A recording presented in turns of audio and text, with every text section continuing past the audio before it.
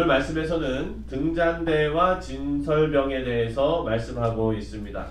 23장은요 절기법에 대해서 말했고, 그리고 25장, 우리가 내일 묵상할 25장은 안식년과 희년에 대해서 말을 합니다. 그런데 뜬금없이 23장과 25장 사이에 오늘 말씀 우리가 읽은 24장이 들어와 있는데, 이 24장은 등잔대와 진설병에 대한 얘기예요.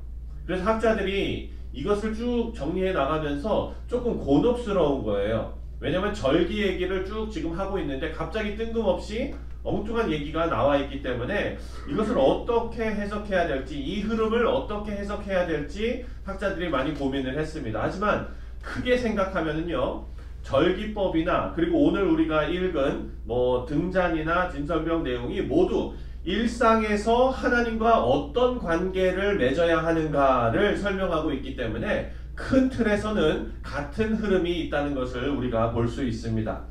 절기는 우리가 살펴본 대로 날짜와 기간을 정해서 그것을 지킵니다. 그런데 오늘 우리가 말씀 묵상한 등잔에 대한 그런 명령이나 진설병을 하나님 앞에 드리는 그 명령은 항상 해야 되는 일입니다. 그래서 이것은 절기의 어떤 규례를 보완하는 그런 역할로 우리가 생각해도 됩니다. 먼저 등잔불 내용을 살펴보도록 하겠습니다. 2절과 3절을 함께 다시 한번 읽겠습니다. 2절과 3절 시작. 이스라엘 자손에게 명령하여 불을 켜기 위하여 감람을 찧어낸 순결한 기름을 내게로 가져오게 하여 계속해서 등잔불을 켜 불지며, 아론은 회막한 증거계 휘장 밖에서 저녁부터 아침까지 여호와 앞에 항상 등잔불을 정리할지니 이는 너희 대대로 지킬 영원한 규례라. 아멘.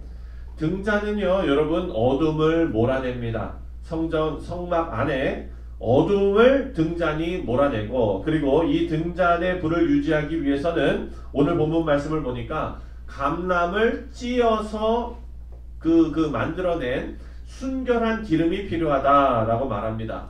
여러분, 감람이 올리브 아닙니까? 올리브를 수고해서 다 찧어가지고 그래서 걸러낸 아주 맑은 올리브유가 지금 여기에서 말하는 겁니다. 오늘날로 따지면 엑스트라 버진 올리브유. 예, 그거 여러분 어떻게 쓰십니까? 그거는요 비싸잖아요. 그러니까 샐러드 할 때 이렇게 살짝 뿌려가지고 먹고 이렇게 하지, 그걸로 부침개 튀겨 먹지 않습니다. 그쵸? 네, 부침개 튀겨 먹는 거는요, 이때 이 사람들도 올리브 기름, 그냥 일반 올리브 기름은요 혼탁했어요. 탁했는데 이 등잔에 쓰는, 하나님의 성막 안에서 등잔을 밝히는 이 기름은 찧어서 걸러내서 아주 맑은 순수한 그런 올리브 기름으로 하나님 앞에 등잔을 켰습니다. 그래서 올리브를 찧어서 짜낸 이 기름은 순수하고 아주 맑은 기름인데, 우리가 이 등잔에 밝히는 이 기름을 이야기할 때 항상 성령의 능력을 상징하는 것으로 우리가 많이 들었죠. 맞습니다, 여러분. 성령의 능력을 상징하는 것인데, 여기 보니까 우리가 노력해서 애쓰는 것으로 하나님께 나아갈 수 없다는 것을 다시 한번 생각하게 합니다. 왜냐하면 여러분, 우리가 애써서 열심히 해서 하나님 앞에 사역하는 거는요 성냥불하고 비슷해요. 딱 켜가지고 조금 있으면 확 타다가 그대로 식어버립니다. 다른 사람의 칭찬을 갈망하면서 교회 사역하시는 분들 오래 못 가요. 네. 여러분 다 주변에 보셨을 거예요. 다른 사람한테 칭찬 듣는 것, 그리고 내가 열심히 내 힘으로 열심히 하시는 분들 오래 갈 수가 없습니다. 왜냐하면 나의 인내심과 내 에너지와 이런 걸 다 태워버리면서 하는 거기 때문에 이게 다 고갈되고 나면 내가 지금 뭐 하는 건가, 왜 아무도 나를 알아주지 않는가, 이런 생각에 사로잡혀서 그 아름다운 사역을 길게 하지 못하는 거예요. 하지만 성령의 능력을 공급받는다는 것은 이 올리브유가 꺼지지 않고 밝은 빛을 내는 것처럼 하나님께서 나에게 힘을 공급해 주시는 거예요. 누가 나한테 칭찬 안 해줘도 괜찮아요. 하나님께서 나와 함께 하시는 게 느껴져요. 하나님께서 기뻐하시는 게 느껴져요. 그게 성령의 능력으로 우리가 사역하는 모습입니다. 그런데 오늘 이 말씀 중에 아주 중요한 말씀은 뭐냐? 이 맑은 올리브유를 만드는 데 있어서 인간의 수고가 함께 들어간다는 사실입니다. 맑은 올리브유는 아까도 말씀드렸지만 올리브를 찧어서 아주 정성스러운 방법으로 만드는 것입니다. 정성이 많이 들어가요. 우리가 구원받고 내 마음대로 사는 것이 아니라 우리 인생에서 하나님께 쓰임받기 위하여 또한 하나님이 기뻐하시는 삶을 살기 위하여 나의 노력도 필요하다는 겁니다. 구원받았으면 끝이 아니라 이제 성령 하나님과 함께 나의 노력이 어우러져서 아름다운 결과물을 만들어내게 되는 것입니다. 여러분, 죄로 인해서 불순물이 들어오고 그래서 기름이 오염되면 성막을 밝히는 기름으로 사용할 수가 없습니다. 마찬가지로 우리의 인생이 거룩하지 못한 인생이 아니라 성결한 인생이 되도록 올리브를 찢는 수고가 우리의 삶에도 있어야 함을 오늘 본문 말씀을 통해서 알 수가 있습니다. 마태복음 5장 6절을 보면 믿는 성도들에게 이렇게 권면합니다. 제가 읽어드리겠습니다. 이같이 너희 빛이 사람 앞에 비치게 하여 그들로 너희 착한 행실을 보고 하늘에 계신 너희 아버지께 영광을 돌리게 하라. 아멘. 사랑하는 성도님들, 착한 행실은요 우리를 구원할 수 없습니다. 하지만 구원받은 성도들은요 착한 행실로 하나님께 영광을 돌린다라고 말합니다. 우리 성도님들의 일상생활이 착하고 충성된 종들이 다 되시기를 주님의 이름으로 축원드립니다. 그래서 그 착한 행실로 주인을 기쁘시게 하는 여러분 되시기를 기도합니다. 5절부터 9절을 보면은요 진설병에 관한 말씀이 나옵니다. 진설병은 거룩한 떡이지요. 다 아시는 그 떡이죠. 생명의 떡이신 예수님을 예표합니다. 이에 대해서는 우리가 다 잘 알고 있어요. 그렇다면 5절과 6절을 우리 한번 읽어보겠습니다. 5절과 6절 시작. 너는 고운 가루를 가져다가 떡 12개를 굽되 각 덩이를 10분의 2 에바로 하여 여호와 앞 순결한 상 위에 두 줄로 한 줄에 6씩 진설하고. 아멘. 여러분, 진설병을 설명하면서 여호와 앞에 순결한 상 위에 두 줄로 6개씩 12개를 올려놓으라 라고 명령을 하십니다.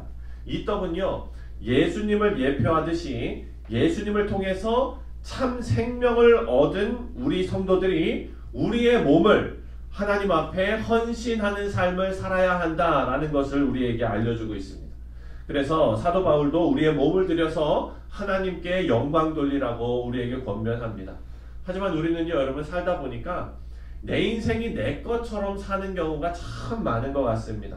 하지만 조금 더 깊이 생각하면 지금 나의 이 시간이 그리고 내 인생이 내 것이 아니라는 것을 깨닫게 될 때가 있는 것 같아요. 우리는 하나님의 소유이기 때문입니다. 아낌없이 하나님께 내어드릴 수 있는 우리 신앙의 성도님들이 다 되시기를 주님의 이름으로 축원드립니다. 그런데 여기서 중요한 거는 이건 다 아는 내용인데 오늘의 본문 말씀에 보니까 하나님께 우리 가진 것을 아낌없이 내어드리는 것도 여러분 질서 있게 해야 된다는 것을 알 수가 있습니다. 6절 말씀을 다시 한번 함께 읽겠습니다. 시작. 여호와 앞 순결한 상 위에 두 줄로 한 줄에 6씩 진설하고. 하나님 앞에 진설병을 두는데 그냥 아무렇게나 올려놓는 것이 아니라는 거예요. 한 줄에 6개씩 두 줄로 세워서 올려놓습니다. 그리고 7절을 보니까요 7절 또 읽겠습니다. 시작. 너는 또 정결한 유향을 그 각 줄 위에 두어 기념물로 여호와께 화제를 삼을 것이며. 아멘. 여러분, 이 6절과 7절 말씀을 보니까 하나님 앞에 이 거룩한 떡을 만들어서 올려드리는데 두 줄로 줄 맞춰가지고 각 잡아가지고 올려드리라고 이렇게 지금 얘기하는 거 아니에요. 근데 이 얘기를 들어보면은 참 속은 시원해요. 저 같은 사람은. 왜냐면 저는 여러분 제가 좀 성격이 모난 것 같아요. 보면 어떤 면에서 빨래를 하잖아요. 그래가지고 그 빨래를 이제 빨래 건조대에 이렇게 널잖아요. 저는 막 널면은 속이 답답해가지고 못 하겠어요. 그거를 빨래를 꺼내서 일단 3번 털어요. 탈탈 털어가지고 줄을 딱 맞춰가지고 수건도 큰 수건부터 작은 수건에 이르기까지 예수님 오실 때까지 그렇게 할 건데 제가 그렇게 각 잡아가지고 이렇게 맞춰놔야 속이 시원해요. 근데 여러분 오늘 이 진설병을 올려놓는 것도 하나님 앞에 정성스럽게 그렇게 각 잡아서 올려놔라 라는 의미보다도요, 여러분 이것은 뭐냐, 하나님께 예물을 드릴 때요 내 기분에 따라서 내 마음에 시키는 대로 하는 것이 아니라 기도하는 마음으로 하라 라는 의미예요. 어떤 일이냐면 제가 어렸을 때 이런 일을 경험했어요. 사실 이 성도님이 저희 아버님 교회에 처음 이제 오셨던 그 성도님인데 참 그 육신의 병으로 어려움을 겪으셨어요. 그런데 저희 집에 오셔가지고 저희 아버님하고 어머님하고 같이 기도만 해드리면은 그때 그냥 몸의 긴장이 확 풀리면서 화장실도 우리 집에서 가시고 그리고 집에 가셔가지고 편안하게 주무시고 이런 이제 그 분이 계셨어요. 근데 그분이 처음 예수를 믿고 우리 교회에 이렇게 나오시는데 그렇게 정말 기도의 능력과 이런 것도 하나님의 은혜를 경험하고 나니까 막 흥분하셔가지고 어느 날은 한번 헌금을 가지고 오셨는데 이 그냥 새신자로서 우리가 신앙의 그런 것을 보는데 새신자로서 가지고 올 만한 헌금의 액수가 아닌 거예요. 너무나 많이 가지고 오신 거예요. 그래가지고 저희 부모님께서 바로 이것을 그냥 교회에다 헌금한 게 아니라 잠깐 놔두셨어요. 혹시 모른다. 그래서 잠깐 놔뒀더니 글쎄 며칠 있다가 남편하고 같이 온 거예요. 우리 집을 찾아오셨어요. 이 아내분은 그 이제 교회를 다니는데 남편은 안 믿는 분이에요. 그런데 남편하고 상의도 안 하고 갑자기 그냥 현금을 엄청나게 인출을 해가지고 헌금하겠다고 갖고 온 거예요. 그러니까 이건 사실을 남편이 알게 되고 어떻게 되겠어요? 집에서 난리가 난 거죠. 그래가지고 그 남편이랑 같이 이제 집을 찾아온 거예요. 그런데 거기에서 이거를 먼저 그냥 헌금을 했더라면은 안 되는데 우리가 일단 여기다 놔뒀다. 그러니까 이거 가지고 가시라고. 이렇게 돼서 돌려보냈거든요. 여러분 우리가 헌금하는 것도 마찬가지고 우리가 헌신하는 것도 마찬가지입니다. 집안 다 내팽겨 쳐놓고 그냥 내 기분에 들떠가지고 흥분해가지고 막 헌신하는 거, 여러분 그거는 뭡니까? 성냥불이에요. 성냥불. 근데 우리는요 하나님 앞에 올리브 기름을 엑스트라 버진 아까 말씀드렸죠? 귀하고 성결하고 아주 정성스러운 이 마음을, 우리의 헌신을 깊이 생각하고 신중하게 생각하고 하나님을 섬겨야 하나님께서 그 인생을 통해 그 마음으로 기쁘게 받으시는 제사가 될 줄 믿습니다. 그래서 우리의 이 모습을 보면서 우리의 신앙 수준과 함께 하나님 앞에 헌신하고 하나님 앞에 심지어 우리가 헌금을 할 때에도 마음을 다하여 그리고 하나님 앞에 우리의 마음 자세가 그 가운데 드러날 수 있도록 우리가 그 예물 드리는 일에 동참해야 될 줄 믿습니다. 사랑하는 성도님들, 신앙생활하면서 우리가 진설병을 하나님께 드리는 이 상징적인 이 일과 그리고 하나님께서 떡을 드시는 분이 아니시지만 하나님께 우리가 예물을 바치는 것, 이 의미를 우리가 잘 생각해야 됩니다. 우리가 돈이 필요 없으신 하나님 앞에 돈으로 헌금합니다. 그것과 마찬가지인 것입니다. 떡을 하나님께 드릴 때에 하나님께서는요 그 위에 7절 말씀을 보니까 정결한 유향을 올려놓으라 라고 말합니다. 여러분 이 유향은 향을 피우는 거거든요. 그때 당시에 향을 피운다는 것은 기도를 의미하는 겁니다. 유향을 금접시에 담아 놓고서 거기서 향을 피웁니다. 향은 기도를 상징하는데 우리는 하나님께 예물을 드릴 때 생각 없이 기분 따라 하는 것이 아니라 기도하는 마음으로 정성스럽게 해야 된다는 것을 다시 한번 알려주고 있습니다. 다 하나님의 것은 하나님께 돌려드린다는 마음으로 진정한 신앙 고백으로 기도로 하나님께 드려야 함을 우리가 알 수가 있습니다. 우리 사랑하는 성도님들, 등잔과 진설병은요 우리가 받은 사명이 무엇인지 깨닫게 해주고 있습니다. 우리는 어둠을 몰아내는 빛의 사명을 감당하는 성도들입니다. 아멘? 예. 그리고 두 번째로 우리는 나를 들여서 헌신하는 성도들입니다. 아멘? 네, 그렇습니다. 헌신은 예물을 기분대로 드리는 것이 아니라 기도하는 마음으로 하는 것처럼 저와 여러분의 헌신이 하나님 앞에서 하나님께서 우리에게 주신 이 삶을 주를 위해 살겠다는 마음가짐으로 헌신하시는 우리 사랑하는 성도님들 다 되시기를 주님의 이름으로 축원드립니다. 기도